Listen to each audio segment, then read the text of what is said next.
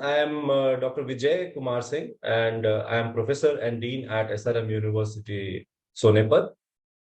This video we are recording for CEERA, and CEERA, you must be knowing, is the Center for Environment Law, Education, Research and Advocacy at National Law School of India University, Bengaluru. And this recording is under the initiative Pan-India Legal Literacy and Legal Awareness Program, sponsored by Department of Justice, Ministry of Law. Today's session or today's topic, which we are talking about, is value of competition. Now, you must have heard about this term competition many times. And in fact, from the beginning, from our childhood, we come to know about this word competition. Either it is a sports competition or competition in the classroom or, competition with peers. And many a times you would have heard elders speaking that, you should have healthy competition. What does this healthy competition mean?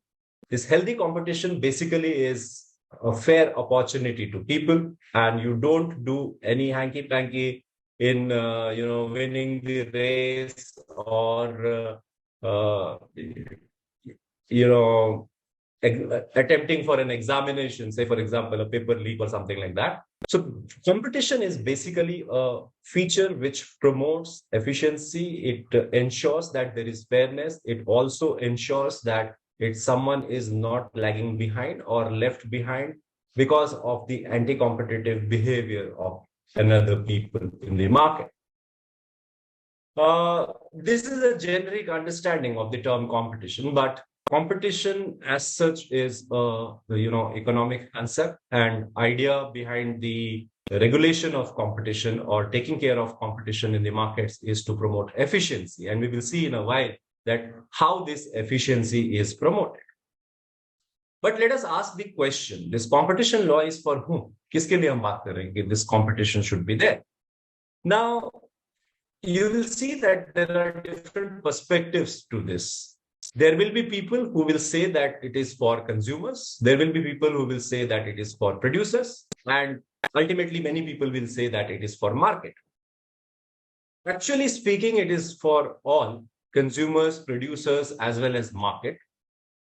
In India, we are having separate consumer law, which protects the consumers from any grievance which they have in a defective good or there is a deficiency in services. Competition law is actually a broader framework. So it takes care of correcting the market. Say, for example, there is price fixing. And in this picture, you can see these are the two pictures coming from South African Competition Commission's magazine.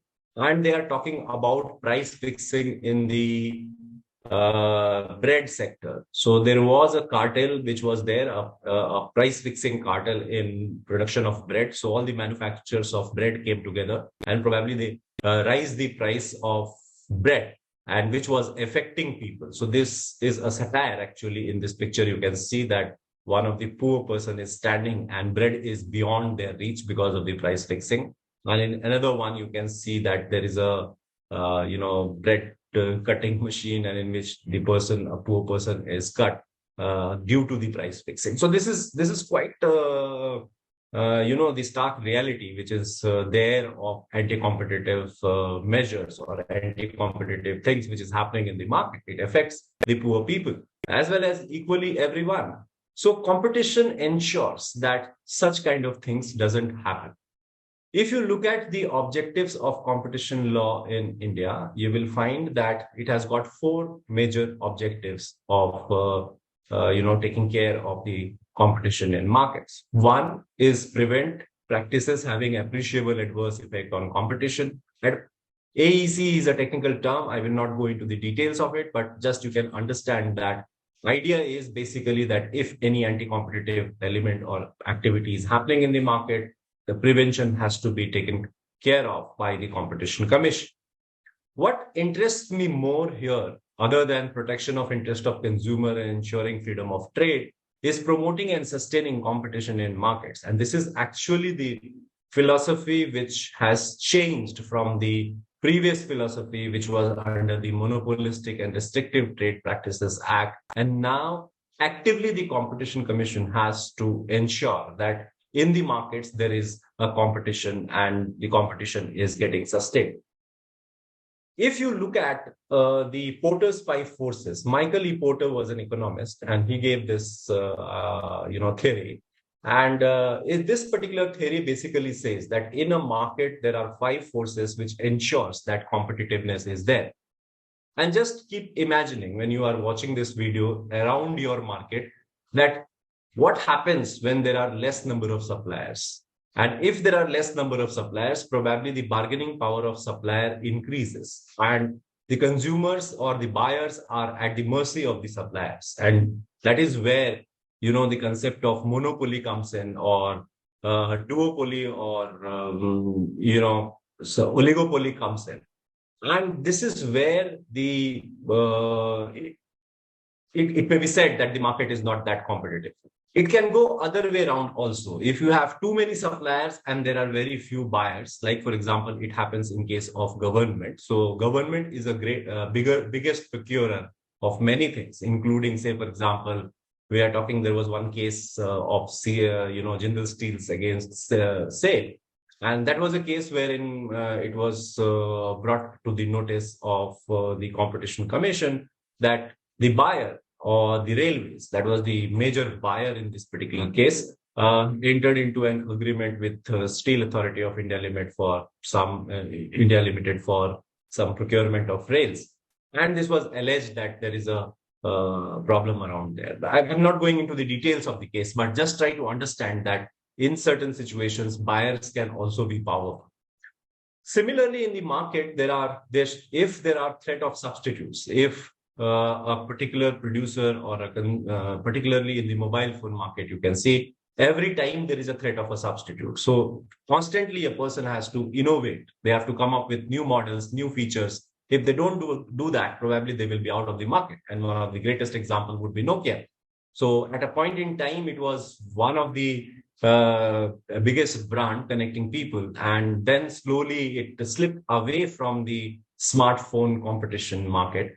Now it has started again, but that is what competition leads to. So competition basically provides, the value of competition is in providing the maximum input, or you can say providing the good quality of the products and at a better price. These are the two important objectives of competition. The value of competition is basically providing higher quality of products and at a lower price. So this is what the Porter's five forces says. So there is a competition which should be there in the market, which actually takes care of the consumer's interest. Let me take you to some salient features of the Competition Act. And any competition law has got three basic elements within it. And you can see these three basic elements are prohibiting anti-competitive agreement, which includes cartels as well as any vertical arrangement. So if you see the market's supply chain, or the markets are arranged into two different types. One is called horizontal agreement, wherein the similarly situated producers come into agreement with something. Like, say, for example, we saw the example of bread. So if all bread manufacturers come together and they decide that we will raise the price of the bread by 10% or 15%, this amounts to cartelization. Now, if, say, for example, there is a producer of wheat and there is a producer of bread producer, if they come into the agreement that the 100% of your wheat supply you will give to only one producer, probably the other bread manufacturers will not get wheat to produce the bread. This is a vertical agreement or an arrangement which may be problematic. So these are the two kinds of agreement which has been talked about in the anti-competitive agreement. And both these agreements can be looked at by the Competition Commission of India. There is abuse of dominance and there is also regulation of combination. So the competition law, or the value of competition, is not only the ex post, like after happening of an event, you can do a post-mortem, but if you can foresee that this combination is going to be anti-competitive, or the consumers are not going to be benefited by this by this agreement or arrangement, say, for example, merger of two major firms, like we had Vodafone and idea merging it that was being examined, because that reduced actually a competitor in the telecom market if you have a look at it. So this is where the competition law comes into picture, and that examines the future merger, bigger, large ticket mergers, to see if that merger is going to cause an anti-competitive effect in the market. In addition to this, there is also competition advocacy, which is basically the idea of the commission to build the competition culture, because many people don't know what is the value of the competition. Probably they are getting benefited, but they are not having an idea about the competition law or competition landscape. In fact, anti-competitive practices prosper. For example, I will give you an example, and this happens many a times. I don't know whether you have witnessed it or not. In many cities, you will find that there are auto associations, or there are association of barbers, or an association, and these associations basically regulate prices. So you will find that they have in fact ensured and enforced that nobody raises the price, or nobody reduces the price to a particular level, or or everybody charges similar price. Say, for example, one of the cities where I was staying, when we will get out of the railway station, you cannot get any app-based taxis. Why? I inquired about it, and it was found that the auto association people don't allow these app-based taxis to enter the railway station, and this was by force. This is quite an to me it is an anti-competitive behavior, because you should allow everyone, but the consumers had to walk actually about 1.5 kilometers to get the app-based taxes, because they can only be caught at the road. So this is something which is an anti-competitive thing. These small things are prevalent across the country, and unless the consumers are aware about it, unless they know that there is a law which prohibits this, probably they won't be able to reach out for a resolution of this problem. So it is important that people know that what is the value of competition. Now, under the Atmanirbhar Bharat initiative, now the Honorable Prime Minister has talked about demand. It has talked about infrastructure.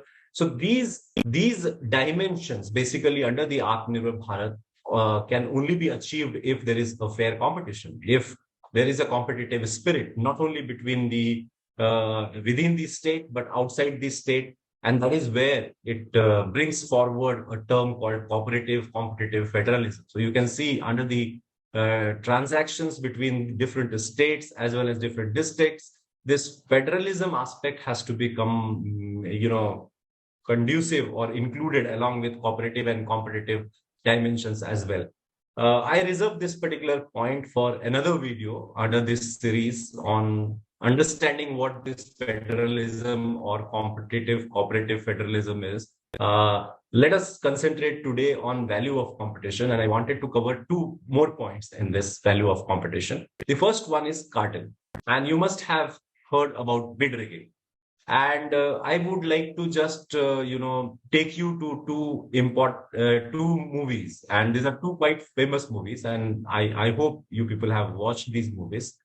One of them is Gangs of Wasseypur. I don't know whether you people watch this movie. Though this movie has got a lot of slangs and this, but still I'm concentrating on the bid rigging part of this movie, in which it is shown that how coal mafias rig the bid. In fact, they use their muscle power to not allow a particular sector to take the contract. So you would note that in government procurement, there is a contract which is entered through, bids.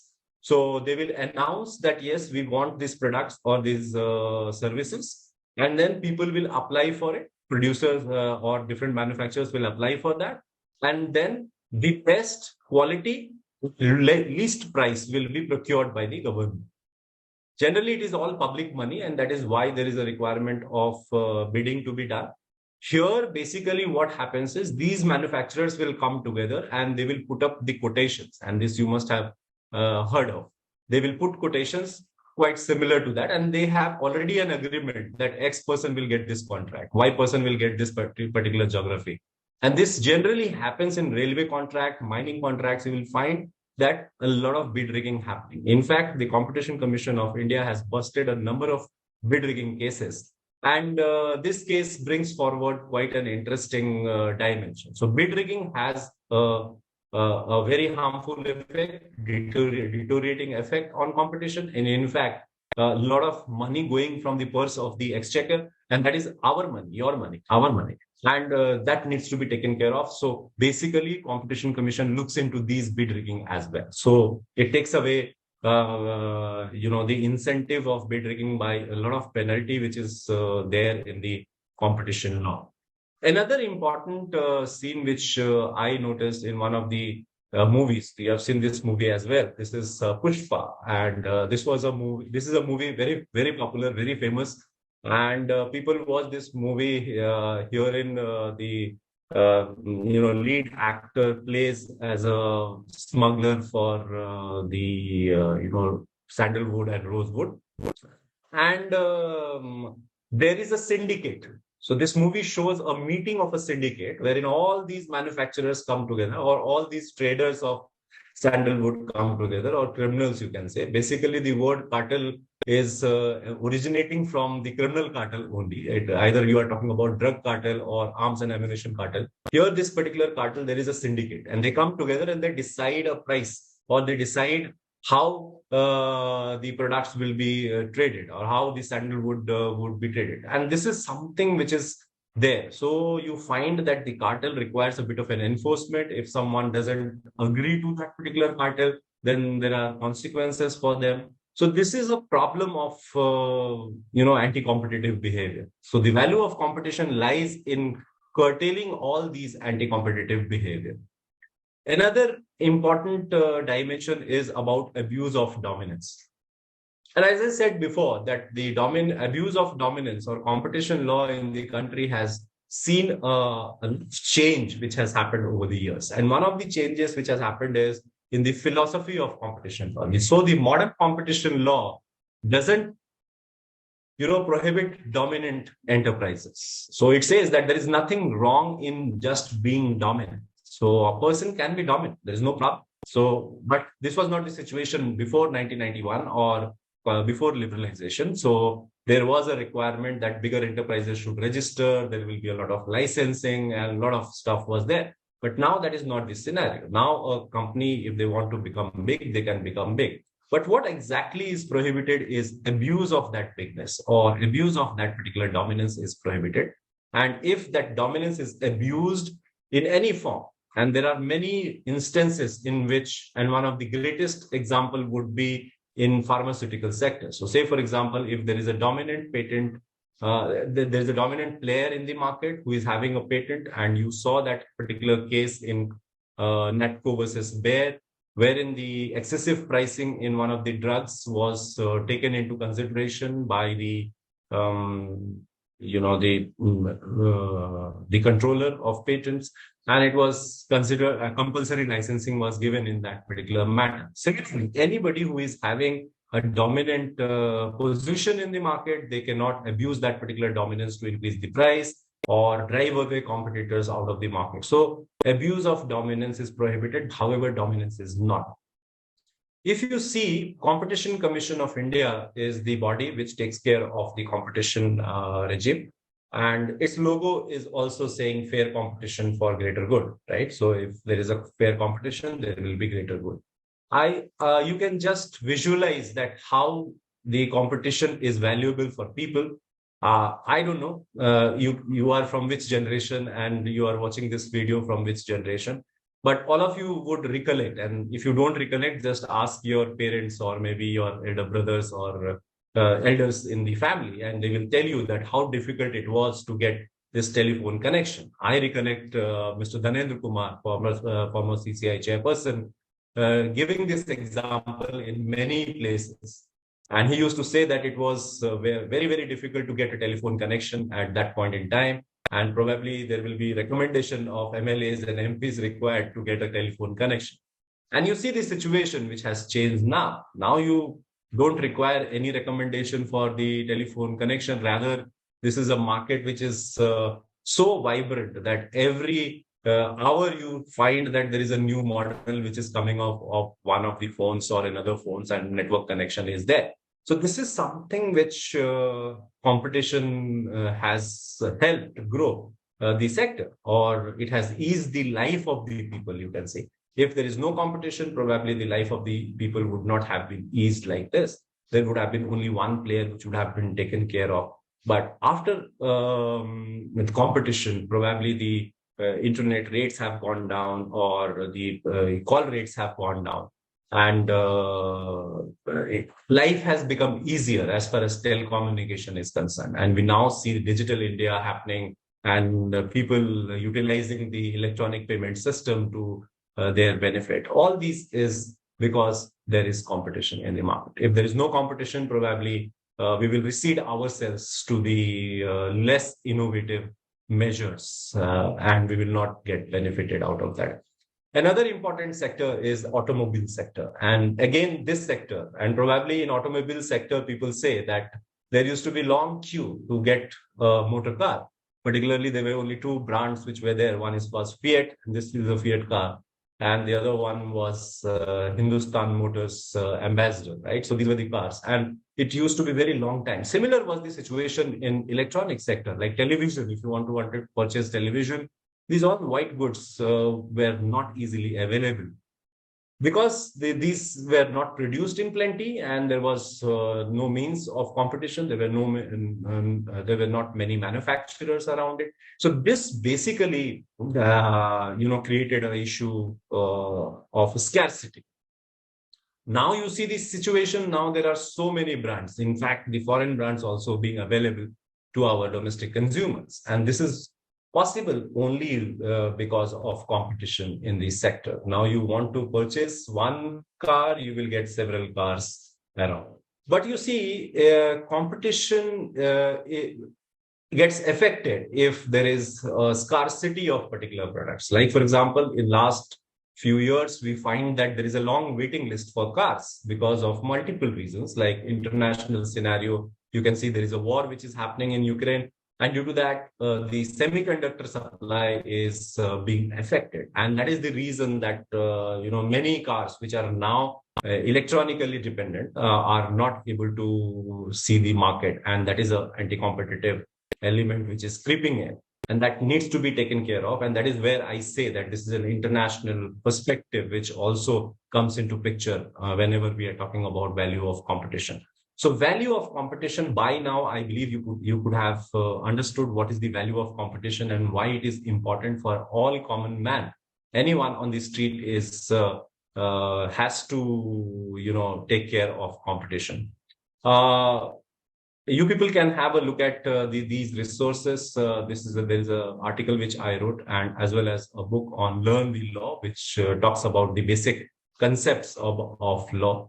And it will be useful to you if you want to have an access to it. Thank you. It was a pleasure interacting with you all. Thank you. Looking forward to you with a new video on some other important topic. Thank you.